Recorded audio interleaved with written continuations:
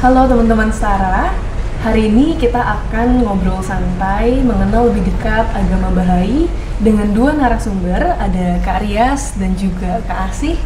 Keduanya dari Kantor Humas dan Pemerintahan Majelis Rohani Bahai, Majelis Rohani Nasional Bahai Indonesia. Nah, kita akan diskusi yang terbagi menjadi 3 bagian. Yang pertama, kita akan mengenal ajaran agama Bahai. Yang kedua, kita akan ngobrol santai tentang Bahai dan juga pandangannya terhadap perdamaian dan juga kebangsaan. Dan di segmen terakhir, kita akan ngobrol santai tentang sejarah Bahai di Indonesia. Nah, langsung saja kita ke dua narasumber kita, ada Kak Rias dan Kak Asih. Kalau dari agama Bahai sendiri, apa esensi ajaran yang utama di agama Bahai? Iya, sebelumnya terima kasih untuk Setara yang sudah mengundang kami di sini. Ini adalah suatu kebahagiaan juga bagi kami untuk bisa sharing pada kesempatan ini gitu. Jadi beberapa ajaran Bahai itu sendiri dibawa oleh Baha'u'llah. Jadi memang Baha'u'llah membawa beberapa ajaran yang luas dan mencakup banyak hal, tapi memang dari beberapa ajaran yang dibawa oleh Baha'u'llah itu dasarnya adalah tentang persatuan umat manusia dan kesatuan umat manusia, yang mana itu merujuk pada bagaimana ajaran-ajaran tersebut sedang berusaha untuk melihat bagaimana hubungan-hubungan kita sebagai manusia dengan manusia yang lainnya dan juga negara dengan negara ini dipikirkan ulang kembali gitu, direkonseptualisasi seperti itu ya. Jadi memang seperti yang kita ketahui juga bahwa setiap manusia itu diciptakan sebagai makhluk yang mulia, bahwa masing-masing umat manusia itu diberikan satu roh oleh Tuhan, yang mana roh tersebut merupakan gambaran dari sifat-sifat Tuhan, yang mana seperti kita ketahui roh itu bisa menggambarkan sifat-sifat Tuhan seperti misalnya belas kasih, cinta, dermawan dan lain sebagainya. Dan kita percaya bahwa semua umat manusia punya kapasitas untuk meningkatkan sifat-sifat tersebut gitu. Nah, memang jadinya ketika kita melihat bahwa setiap manusia itu adalah satu roh yang mampu mencerminkan sifat-sifat Tuhan tadi, kita sedang berusaha untuk tidak melihat orang lain dari warna kulitnya, dari jenis kelaminnya, tapi kita berusaha untuk melihat orang lain dari rohnya gitu, yang mampu mencerminkan sifat-sifat Tuhan.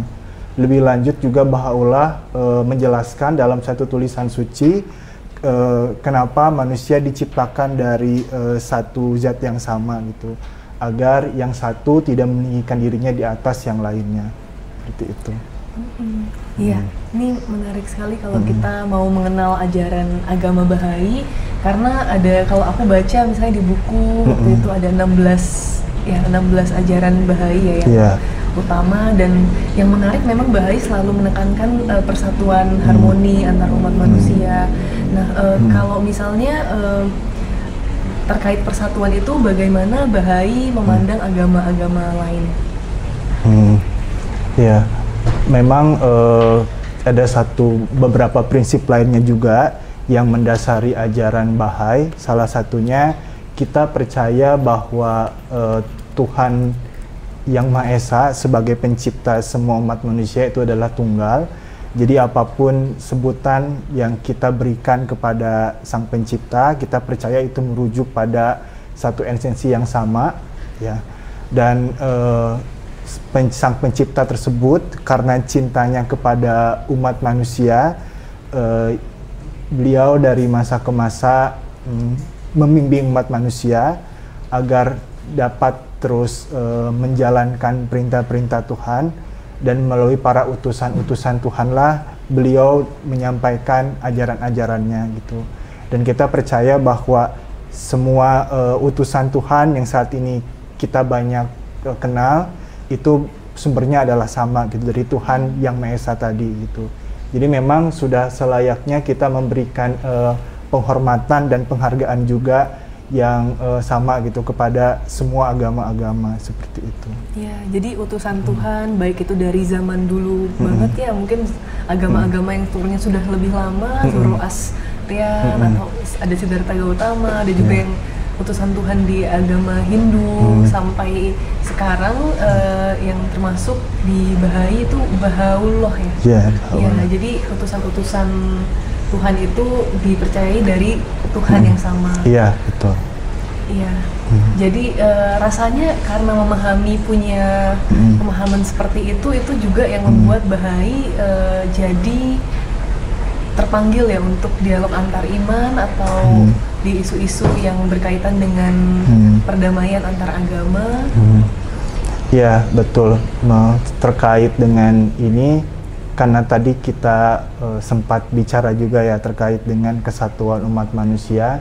Jadi kita percaya bahwa sebenarnya negara ini, lingkungan yang sedang kita huni ini adalah milik kita bersama seperti itu. Jadi ini merupakan tanggung jawab kita bersama juga untuk dapat bekerja sama gitu, membangun negeri yang kita cintai gitu. Jadi kalau diibaratkan sebagai satu tubuh umat manusia, sebenarnya kita ini adalah sel-sel dan organ-organ yang saling terhubung satu sama lain gitu. Jadi ketika kita coba refleksikan terkait dengan bagaimana organ-organ dan sel-sel dalam tubuh itu bekerja, tentu cara kerjanya adalah dengan saling memberi satu sama lain seperti itu. Jadi memang kenapa kita juga sedang berusaha untuk turut serta belajar dengan teman-teman yang lain bagaimana untuk berkontribusi gitu pada persahabatan lintas iman gitu dan persatuan ya. Ya, teman-teman setara nanti dari Kak Asih dan juga Kak Aryas akan lebih banyak cerita tentang perdamaian dan bagaimana Bahai juga berkontribusi untuk perdamaian di segmen kedua. Nah, di sini aku juga tertarik untuk memahami bagaimana Bahai memandang kesetaraan gender, karena itu termasuk di salah satu dari inti ajaran Bahai yang 16 itu. Aku rasa menarik karena kita kalau melihat berbagai agama yang aku lihat progresif dalam hal kesetaraan gender ini Bahai ya, karena sampai di ajarannya pun sudah jelas digambarkan laki-laki perempuan seperti burung ya. Itu mungkin bisa diceritain Kak bagaimana Bahai ini memandang konsep kesetaraan gender. Iya. Jadi salah satu prinsip yang mendasar juga adalah tentang kesetaraan gender seperti tadi disampaikan oleh Syera. Jadi kita percaya bahwa sebenarnya baik laki-laki maupun perempuan sebenarnya memiliki potensi yang sama besarnya gitu. Karena kita juga banyak lihat saat ini banyak perempuan-perempuan hebat gitu yang berpengaruh ya, baik itu di nasional maupun di dunia gitu. Jadi memang selama ini mungkin belum ada kesempatan yang cukup gitu untuk perempuan mendapatkan kesempatan yang sama seperti hanya laki-laki gitu. Namun kita percaya bahwa sejatinya perempuan itu memiliki potensi dan kedudukan yang sama seperti halnya laki-laki gitu. Jadi kalau diibaratkan seperti burung tadi, kalau kedua sayapnya diibaratkan laki-laki dan perempuan, kalau satu misalnya pincang gitu, pasti terbangnya juga nggak akan setinggi kalau misalnya dua sayapnya itu bisa terbang dengan lancar seperti itu. Ya. Ya, jadi di sini kelihatan sekali memang Bahai ini ajaran agamanya sangat mendukung kesetaraan gender. Lalu kalau terkait implementasinya di misalnya Kak di Majelis Rohani Nasional Bahai sendiri itu ada berapa banyak perempuannya menduduki posisi-posisi seperti apa, untuk mungkin jadi gambaran bahwa memang bukan cuma ajarannya saja, tetapi Bahai ini memang benar-benar mengimplementasikan ajaran tersebut dalam realitanya. Iya, mungkin sebelum ke situ ada satu ajaran juga ya terkait dengan kesetaraan laki-laki dan perempuan.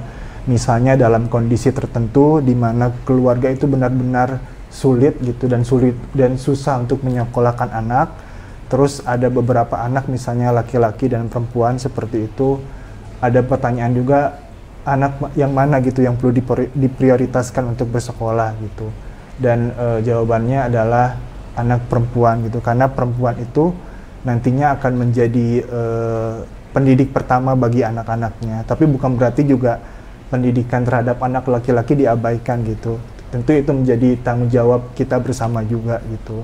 Dan memang melihat peranan ibu-ibu gitu ya dalam mendidik anak-anak, memang ini salah satu juga yang sedang kita belajar gitu dengan masyarakat luas gitu, seperti itu.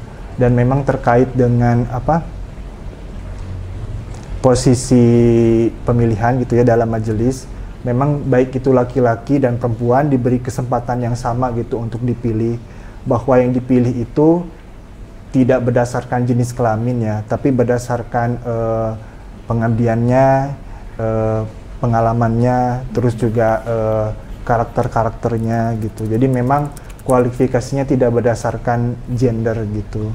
Justru malah ketika misalnya dalam satu pemilihan gitu, terus misalnya mungkin ada suara seri seperti itu, mungkin serinya justru itu merupakan salah satu kelompok, bisa dibilang baik itu ras ataupun misalnya jenis kelamin ataupun kelompok tertentu, mungkin akan diprioritaskan gitu untuk bisa maju ke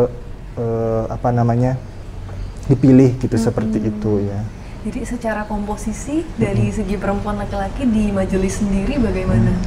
Komposisinya sebenarnya beragam ya, di tiap daerah tidak sama gitu, dan tidak ada ketentuan dipatok misalnya perempuan harus sekian, laki-laki harus sekian gitu. Jadi memang karena kan pemilihan Bahai tidak ada kampanye, tidak ada pencalonan seperti itu. Jadi kita bebas memilih siapa aja yang ingin kita pilih gitu.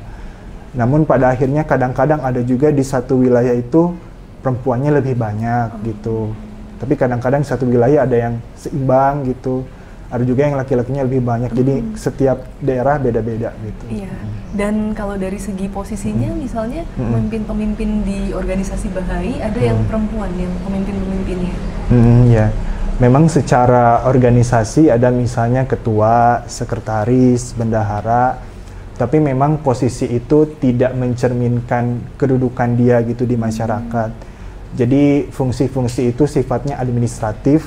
Jadi misalnya ketua tugasnya untuk memfasilitasi musyawarah, misalnya sekretaris untuk notulensi dan juga mengatur agenda seperti itu. Dan memang baik laki-laki ataupun perempuan punya kesempatan yang sama gitu untuk mengemban tugas administrasi itu gitu. Mungkin saya tambahin sedikit ya, bahwa kalau lembaga-lembaga di Bahai itu memang tidak ada pemuka agama, pemimpin agama tertentu gitu. Jadi kita ada lembaga. Jadi lembaga yang berisi dari beberapa individu, tujuannya supaya tadi ada muncul fairness, kita bisa mencapai fairness, terus musyawarah yang dilakukan. Jadi kalau pertanyaannya syarat terkait komposisi perempuan dan laki-laki, sebenarnya tidak ada peraturan spesifik harus ada perempuan sekian, laki-laki sekian, seperti disampaikan sama Rias bahwa kesempatannya sama gitu. Jadi karena saya rasa kata kesetaraan pun juga tidak boleh disalahartikan seakan-akan berarti perempuan punya hak lebih daripada pria gitu. Tapi sebenarnya setara berarti setara, bahwa semuanya sebagai setara institut ya, bahwa semuanya harus setara gitu. Jadi perlakuannya sama, bukan berarti juga harus ada satu gender yang lebih tinggi dibandingkan yang lain gitu sih. Ya, intinya jadi dalam menentukan posisi-posisi itu tidak mempersulit perempuan lah ya. Kalau ada yang maksudnya punya kemampuan juga bisa difasilitasi untuk menduduki posisi-posisi di majelis. Iya, betul. Nah, aku juga tertarik nih untuk mengetahui ada nggak sih konsep tokoh agama di Bahai, karena kan seperti ajaran ini kan melihatnya semua setara, tadi laki-laki perempuan dan juga sesama penganut Bahai pun juga dianggapnya setara. Itu bagaimana Bahai melihat konsep tokoh agama? Ya, memang seperti tadi disampaikan oleh Asih, bahwa dalam agama Bahai tidak ada tokoh individu gitu. Jadi kita ada pemimpin, tapi dalam bentuk lembaga gitu, berisikan 9 orang yang biasanya ada di tingkat setempat, nasional, dan ada juga di tingkat dunia gitu, internasional. Jadi memang kalau diibaratkan lembaga-lembaga ini seperti aliran sungai gitu. Jadi misalnya lembaga yang tingkatnya di internasional ini mungkin sumber utamanya ya gitu. Dan lembaga di nasional dan juga lembaga lokal ini adalah sungai-sungai, aliran-aliran sungai yang lebih kecil gitu. Jadi sebenarnya bukan seperti hierarki gitu urutannya, tapi lebih pada bagaimana bimbingan ini bisa dialirkan dari satu tempat ke tempat lainnya, sehingga semua masyarakat bisa memiliki pemahaman yang sama gitu, misalnya seperti itu. Ya. Jadi kalau dalam hal tidak ada konsep tokoh agama tadi ya berarti iya, ya? Betul. Berarti kalau dalam hal ibadah mungkin bagaimana? Mungkin bisa diceritakan buat gambaran teman-teman setara memahami kalau teman-teman Bahai beribadah itu bagaimana? Biasa kan kalau di agama-agama lainnya ada misalnya pendeta, tokoh agamanya yang memberikan khotbah atau ceramah, ada ustadz. Kalau di Bahai seperti apa ibadahnya? Kita ada beberapa kewajiban juga, misalnya kewajiban untuk membaca doa pagi dan petang, dan juga berkewajiban untuk sembahyang, dan itu dilakukan untuk sembahyang yang khususnya dilakukan sendiri gitu, tidak berjamaah gitu. Jadi memang dalam melakukan ibadah itu kita bisa melakukan langsung gitu secara pribadi gitu. Jadi di mana saja dan mandiri itu bisa ya. Dan mungkin prinsipnya juga kan ibadah itu adalah apa ya, seperti misalnya kalau kita biasa secara jasmani makan gitu ya, makan untuk menambah tenaga, energi gitu, dan mungkin seperti doa-doa dan sembahyang ini merupakan bagian makanan rohani juga gitu, yang sebenarnya kalau kita tidak menyantap itu, mungkin kita juga akan apa ya, secara pribadi kita bisa merasakannya sendiri gitu. Jadi sebenarnya itu tanggung jawabnya berada di individu masing-masing gitu untuk berdoa dan sembahyang seperti itu ya. Di samping ibadah-ibadah yang mandiri tadi ya, berdoa terus juga tadi ya ada doa-doa pribadi, ada nggak semacam mungkin ibadah yang kumpul bersama, berdoa bersama atau menyanyikan lagu bersama, atau ya ritual-ritual yang diadakan bersama itu ada di Bahai seperti itu? Ya, kalau itu ritual kita tidak ada ritual tertentu. Tapi memang satu apa ya, konsep yang apa bisa dibilang mendalam juga terkait dengan doa, bahwa sebenarnya ketika kita membaca doa itu kita sedang mengumandangkan firman-firman Tuhan gitu. Nah, bagaimana firman-firman Tuhan yang sedang kita kumandangkan itu bisa kita terapkan dalam kehidupan kita, baik itu secara individu maupun kolektif gitu. Dan memang ada beberapa kegiatan, bukan kegiatan ya, maksudnya kesempatan di mana kita bisa berkumpul untuk berdoa gitu dengan berbagai macam orang, tidak hanya orang-orang Bahai gitu. Jadi disitulah kita punya kesempatan untuk bagaimana gitu menerapkan lebih lanjut firman-firman Tuhan yang kita kumandangkan bersama itu dalam bentuk tindakan gitu, banyak juga seperti itu. Tapi ada ya, maksudnya perkumpulan nih Bahai ini, misalnya Bahai terus ada kumpul bareng, mungkin baca, ada kitab sucinya juga. Iya, betul, ada. Iya, jadi baca kitab suci, terus mungkin berdoa bareng, ada ya momen ada, seperti ya, itu ya. Itu. Nah, berarti kalau di momen seperti itu, kalau tidak ada tokoh agama, berarti bagaimana prosedur berjalannya itu? Karena menarik ya, karena biasa kan kalau di agama-agama itu kan masih ada hierarkinya, masih ada tokoh agama, tetapi karena Bahai tadi prinsipnya kesetaraan, baik perempuan laki-laki, individu dengan individu yang lain, sehingga tidak ada hierarki tokoh agama juga, semua dilihat sama-sama mau belajar yang mendekat ke Tuhan. Nah, itu bagaimana di saat berkumpul bersama, gimana tuh kalau nggak ada tokoh agama, seperti apa? Iya, biasa memang ada yang mengorganisir gitu, misalnya kita ada pertemuan setiap 19 hari sekali, dan memang yang mengorganisir itu bergilir gitu. Jadi misalnya pada kesempatan ini tuan rumahnya si A gitu, pada saat selanjutnya si B gitu. Jadi dan di rumah masing-masing ya? Iya, nanti di rumahnya ditentukan di mana gitu. Jadi memang bergiliran gitu yang organisirnya gitu. Jadi setiap orang punya kesempatan untuk menyusun acara gitu. Jadi sebenarnya nggak ada kewajiban ya untuk tokoh tertentu untuk yang memimpin di kegiatan tertentu di Bahai, sebenarnya tidak ada gitu. Tapi betul semuanya pasti punya kesempatan untuk apalagi karena tadi kalau kita bahas mengenai selamatan 19 harian, biasanya itu di tingkat setempat kan lingkungan, itu biasanya dibantu oleh majelis rohani setempat. Dan mereka biasanya setiap anggota dikasih kesempatan untuk melibatkan lingkungannya untuk membuat gitu, mengorganisir kegiatan ini gitu. Jadi terbuka sekali, sangat terbuka. Dan dalam arti Bahai bisa ikut juga kalau yang di luar Bahai. Kalau 19 harian harusnya enggak ya, Itu 19 harian apa ya? Iya. Jadi kita memang ada, karena kalau kita tuh perhitungannya setiap 1 bulan sekali ada 19 hari. Jadi seperti ada pertemuan ibadah setiap 19 hari sekali gitu. Pertemuannya jadi yang tadi Kak Arya sampaikan tentang ganti-ganti di rumah masing-masing itu 19 hari sekali ya? Yes, betul. Oke, tapi kalau misal nih yang bukan Bahai mau ikut, itu terbuka juga? Sebenarnya kita terbuka saja ya. Cuman biasanya memang kita pasti melibatkan dulu mereka untuk mengenal. Karena kembali ya, kita kan pasti harus ada persahabatan dengan orang yang kita libatkan dan satu dan dua lain hal lagi. Tapi pada mostly terbuka. Dan biasanya kita lebih terbuka lagi kalau lagi perayaan.